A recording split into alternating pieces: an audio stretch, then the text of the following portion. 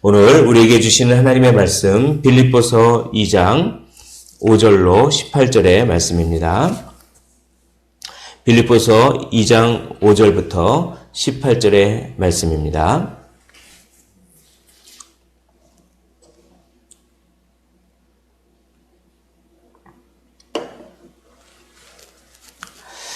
다 찾으신 줄 알고 한 절씩 교독을 하시고 마지막 절 함께 읽도록 하겠습니다. 너희 안에 이 마음을 품으라. 곧 그리스도 예수의 마음이니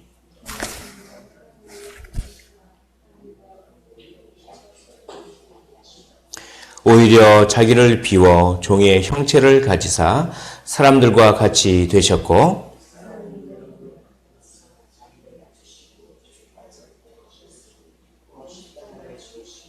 이러므로 하나님이 그를 지극히 높여 모든 이름 위에 뛰어난 이름을 주사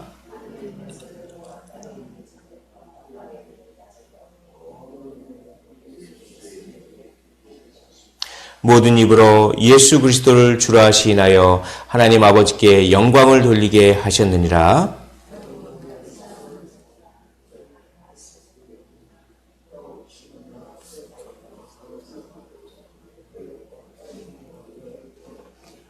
너희 안에서 행하시는 이는 하나님이시니 자기의 기쁘신 뜻을 위하여 너희에게 소원을 두고 행하게 하시나니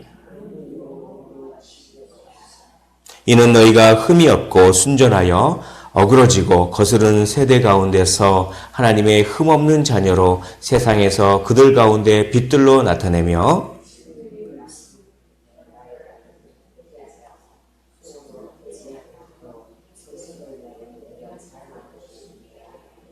만일 너희 믿음의 재물과 섬김 위에 내가 나를 전제로 들을지라도 나는 기뻐하고 너희 무리와 함께 기뻐하리니 이와 같이 너희도 기뻐하고 나와 함께 기뻐하라. 아멘.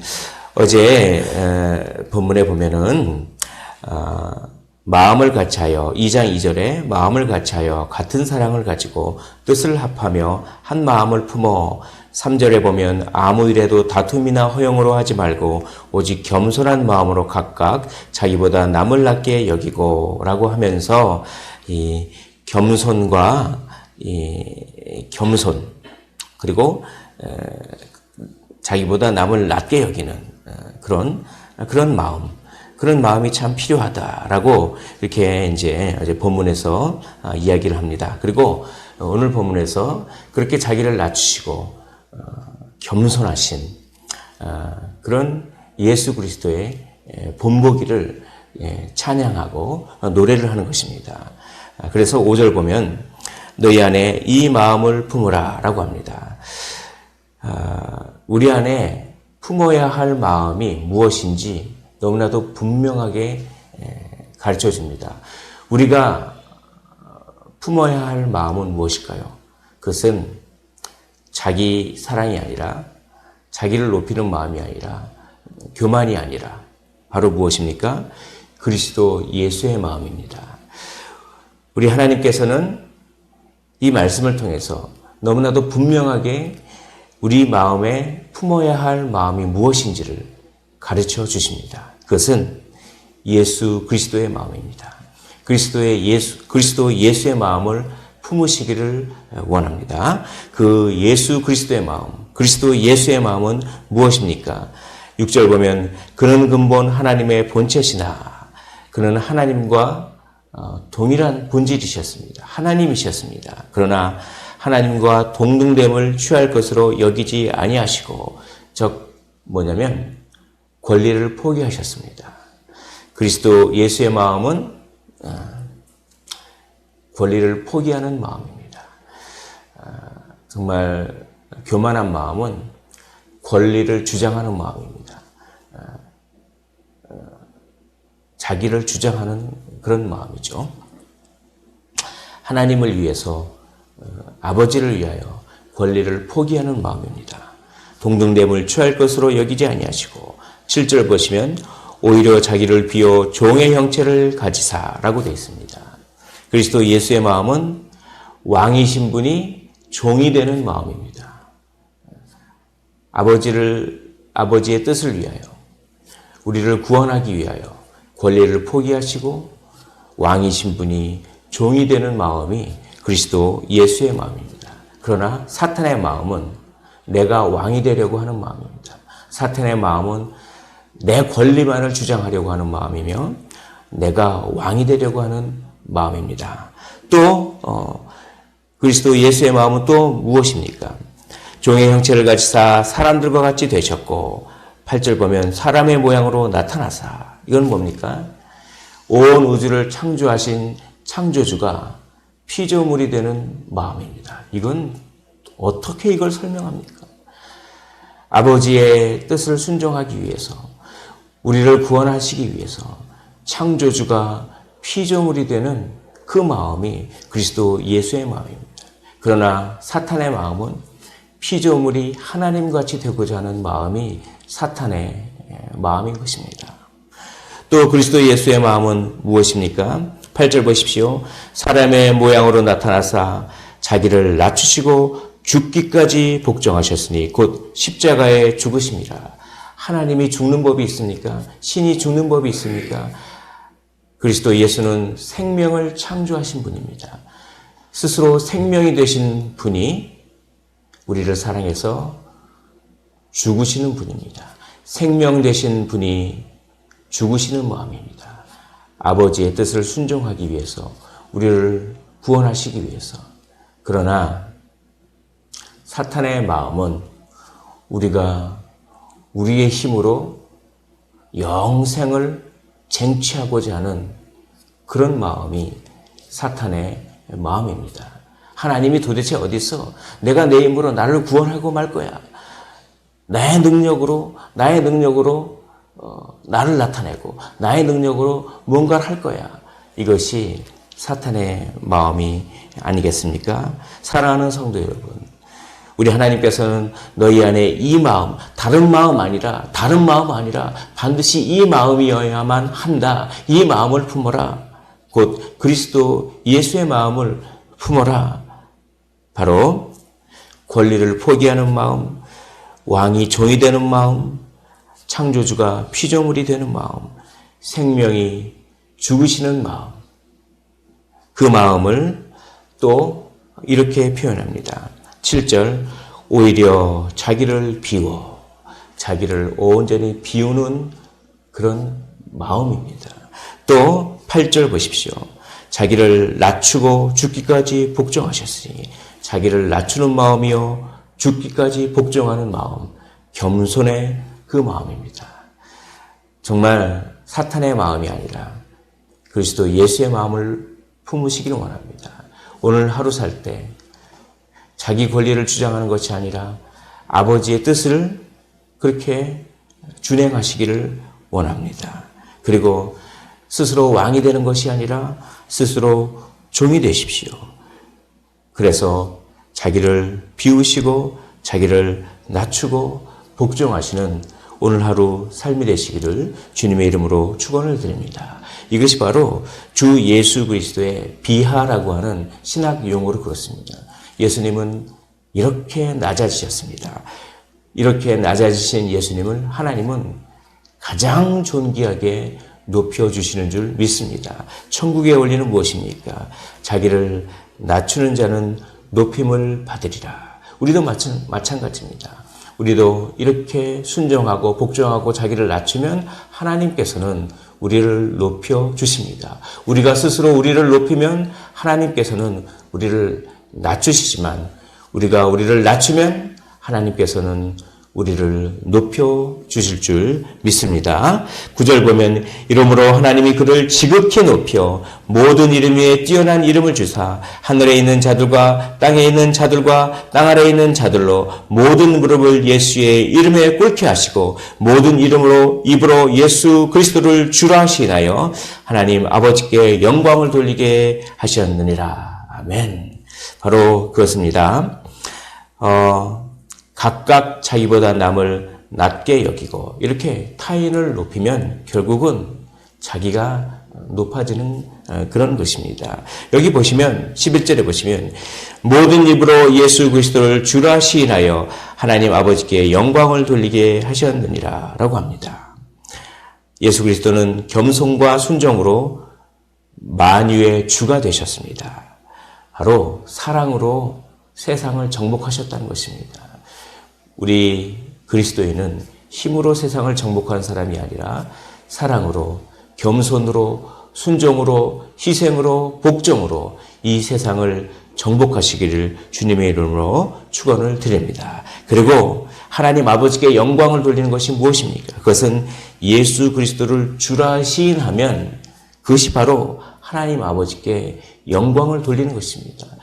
내가 내 인생의 주인이라고 하는 거라고 주장하면, 나를 왕으로 주장하면 하나님 아버지께 영광을 돌리지 않고 영광을 가리는 것이지만, 예수 그리스도가 내 인생의 주님이십니다 라고 시인하고 복종하면 하나님 아버지께 영광을 돌리는 그런 인생이 되는 것입니다. 그런 인생을 한마디로 12절에 이야기합니다. 12절 우리 한번 같이 읽도록 하겠습니다. 시작. 그러므로 나의 사랑하는 자들아, 너희가 나 있을 때뿐 아니라 더욱 지금 나 없을 때여도 항상 복종하여 두렵고 떨림으로 너희 구원을 이루라. 항상 복종하십시오. 항상 복종하십시오. 두렵고 떨림으로 너희 구원을 이루시기를 원합니다. 그것이 바로 하나님 아버지께 영광을 돌리는 것이요, 그것이 바로 예수 그리스도를 주라 시인하는 그것입니다. 그래서 이렇게 복종으로, 두렵고 떨림으로 너희 구원을 이루는 칭의의 구원만 있는 것이 아니라 성화의 구원도 있는 것입니다. 나는 구원받았으니까 아무렇게 나도 산다, 이렇게 마음 먹으면, 우리 구원파 이단이 그렇게 가르치죠. 그거는 구원을 받은 것이 아닙니다. 내가 예수 믿고 구원받았으니까 나는 정말 두렵고 떨림으로 항상 복종해야 된다라고 하는 이런 자원하는 마음이 생겨야 그것이 진정으로 구원받은 자의 증표가 아니겠습니까? 그런 사람은 바로 원망과 시비가 없습니다. 다투지 않습니다. 그리고 흠이 없습니다. 그래서 세상의 빛의 역할을 감당하는 것입니다. 14절, 모든 일을 원망과 시비가 없이 하라. 원망하는 것은 하나님의 주권을 인정하지 않는 것입니다. 원망할 일이 있어도, 이것이 나에게 주신, 하나님께서 나에게 허락하신 것이지 라고 하면서 그걸 기쁨으로, 순종으로, 고난일지라도 그걸 받아들이는 것입니다. 또 15절, 이는 너희가 흠이 없고 순종하여 어그러지고 거스르는 세대 가운데서 하나님의 흠없는 자녀로 세상에서 그들 가운데 빛들로 나타내며 흠이 없는 삶을 추구하십시오. 거룩을 추구하십시오. 이것이 항상 복종하여 두렵고 떨림으로 그 성화의 구원을 이루어가는 것입니다. 그래서 세상의 빛들로 생명의 말씀을 붙들고 생명의 말씀을 밝히시기를 원합니다. 이러한 삶을 산다면, 만일 너희가 너희 인생을 그렇게 제물로 드려서 이러한 삶을 산다면, 내가 너희 그런 삶의 제물에 내 피를 다 쏟아도 나는 기쁘겠다. 내가 내 몸을 다 희생해서라도 너희가 그런 삶을 산다면 내가 기꺼이 내 몸을 다 바치겠다라고 나를 전제로 부어드리겠다, 이런 표현을 씁니다. 바울이.